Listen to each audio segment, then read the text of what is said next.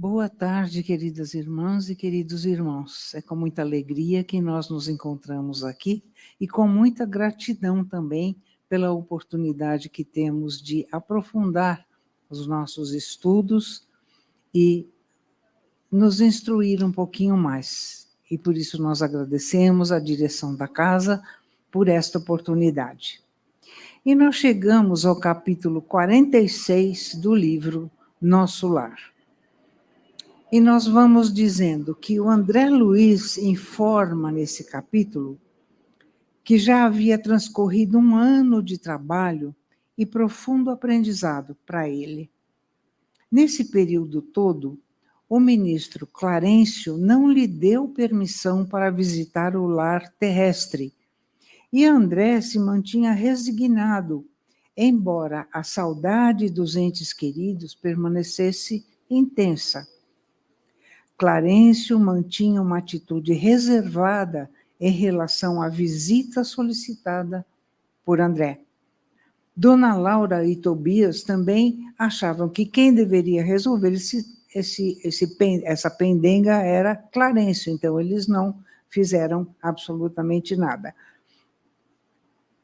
Porém, André sentia que o seu equilíbrio emocional se consolidava e, concomitantemente, apertava a saudade dos seus, em especial na época do Natal, que estava se aproximando. Ele era constantemente consolado pelas visitas que a sua mãe fazia, né? E essa senhora lhe trazia muita esperança em cada vez que eles se encontravam. E numa dessas visitas, ela traz uma informação para seu filho. Diz ela que iria reencarnar em breve. André estranha aquilo, porque sabia que a sua mãe já habitava esferas superiores. E pergunta, mãe, mas por que você vai voltar para a Terra, né?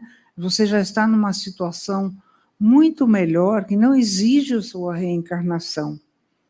Então, ela esclarece que desejava ajudar o pai de André, o seu esposo, aquele que havia sido seu esposo na última encarnação. Iria ajudar também irmãs que se vinculavam a esse senhor e traziam um desconforto enorme a ele, um desconforto tão grande que talvez impedissem a própria reencarnação do pai de André. Ela esclarece que desejava ajudar porque tinha o coração envenenado, e ajudar também aquelas irmãs que o perseguiam, trazendo para a terra essas irmãs como suas filhas. Então, vejam o sacrifício que essa senhora iria fazer, não só em relação ao seu ex-esposo, né, o que ela considerava ainda esposo, e as moças que estavam fazendo mal a ele. Então, ela diz assim: teu pai é hoje um cético, e essas pobres irmãs suportam pesados fardos na lama da ignorância e da ilusão. Em futuro não distante, colocarei todos eles em meu regaço materno, realizando minha nova experiência. Essa mensageira, então, iria converter verdugos em filhos do seu coração. E aí, o título que foi dado por André Luiz a esse capítulo 46, Sacrifício de Mulher. E o que são sacrifícios, né? Tem várias definições no dicionário. Um sacrifício é uma oferenda ritual a uma divindade que se caracteriza pela imolação real ou simbólica de uma vítima ou pela entrega da coisa ofertada. Pessoa ou coisa sacrificada também é considerado um sacrifício.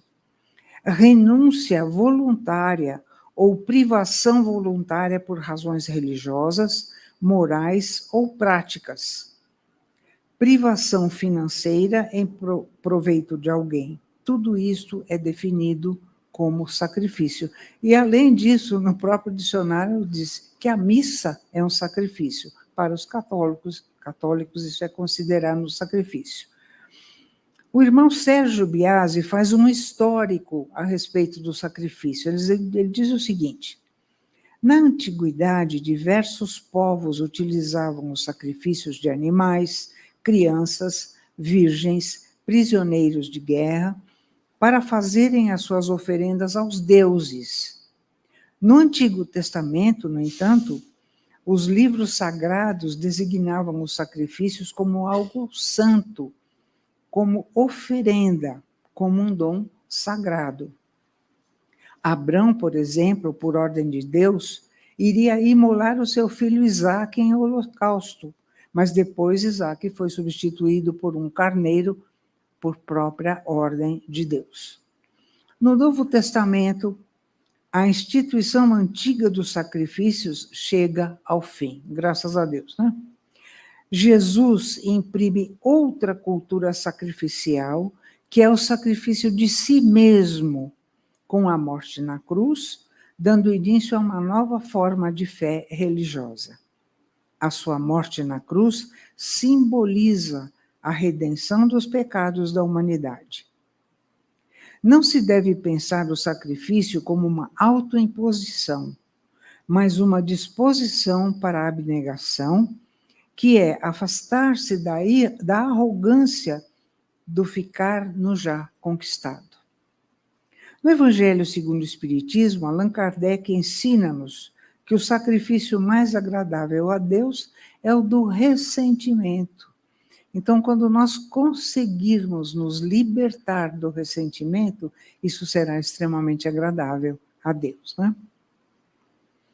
E diz ainda nesse mesmo capítulo do Evangelho segundo o Espiritismo que a oferenda agradável a Deus é a oferenda do nosso mau pensamento.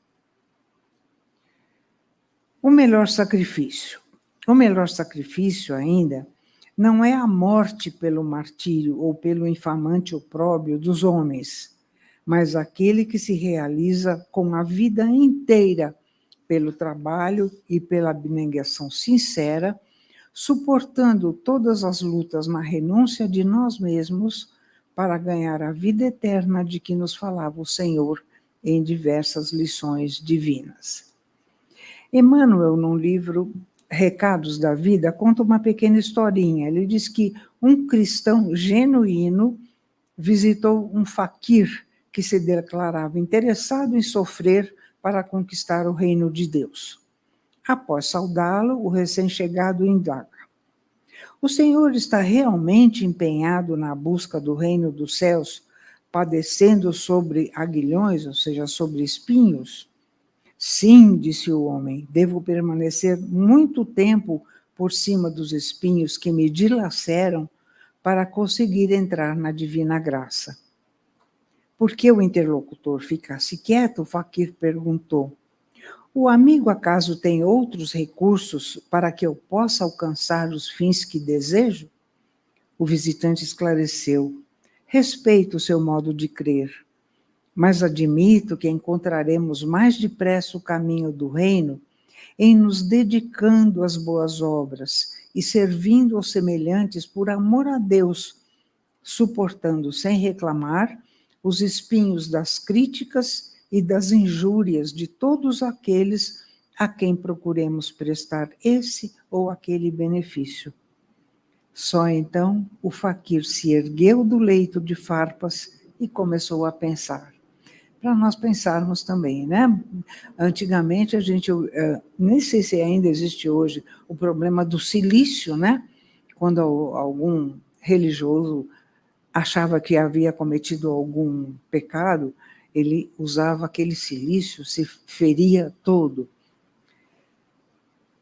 E a Joana de Ângeles, no livro Florações Evangélicas, ela diz o seguinte: não cogites de eliminar da órbita das atividades a que te vinculas, objetivando a redenção do próprio espírito, não cogites de eliminar o sacrifício que é cantinho de redenção.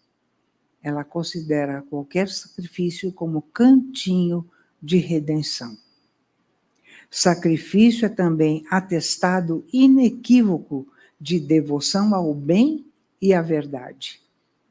Sacrifica-te, pois, antes, renunciando, não cedendo ao mal, olvidando vaidades e superstições. Chegarás depois à conclusão do porquê ele, teu amigo divino, preferiu o sacrifício a todo instante, desde as palhas úmidas de um estábulo pobre, as jornadas a pé sob sol causticante, o encontro e a convivência com as pessoas mal cheirosas do caminho, é Joana de Ângeles que está dizendo isso, viu, pessoal? Em regime de misericórdia para com os pecadores e infelizes, até a hora da cruz de ignomínia e de horror, sacrificando-se sempre para a fulguração perene como Rei excelso em plena glória solar. O livro dos médiuns ensina aos médiuns que eles também devem sacrificar-se, né? E qual seria o verdadeiro sacrifício do médium? Sacrificar gostos, hábitos, prazeres, tempo e mesmo interesses materiais ao bem dos outros. Médiuns, ostensivos ou não, se atribuímos alguma importância aos ensinamentos espíritas, devemos compreender que a nossa vida é uma somatória de sacrifícios que fazemos pelo nosso próprio bem. Sacrifícios morais, dos pensamentos, dos desejos mal elaborados, da nossa palavra deseducada, da nossa preguiça, por que não? Sacrifiquemos, como o samaritano, a nossa omissão, a desculpa que damos para não ajudarmos o próximo.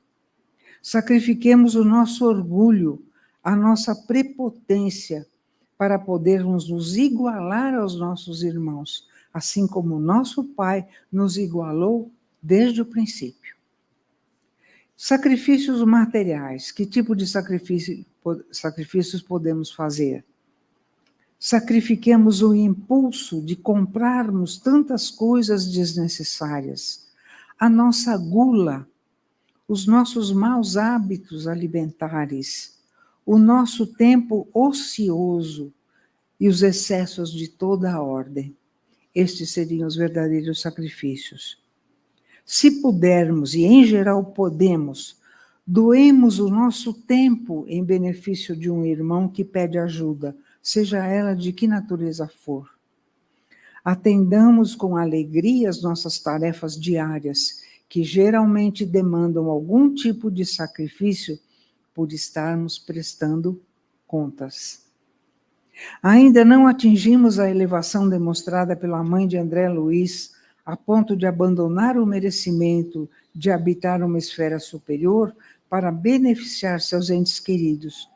Porém, os pequenos sacrifícios irão nos habilitando paulatinamente a não julgá-los mais como sacrifícios, mas sim partes integrantes de uma consciência voltada para o bem. E que a oração diária, para não dizer permanente, nos habilite, nos transforme, para enfim podermos ser considerados homens e mulheres de bem, pelo prazer de bem fazer. Muito obrigado pela sua atenção, que Jesus continue nos iluminando.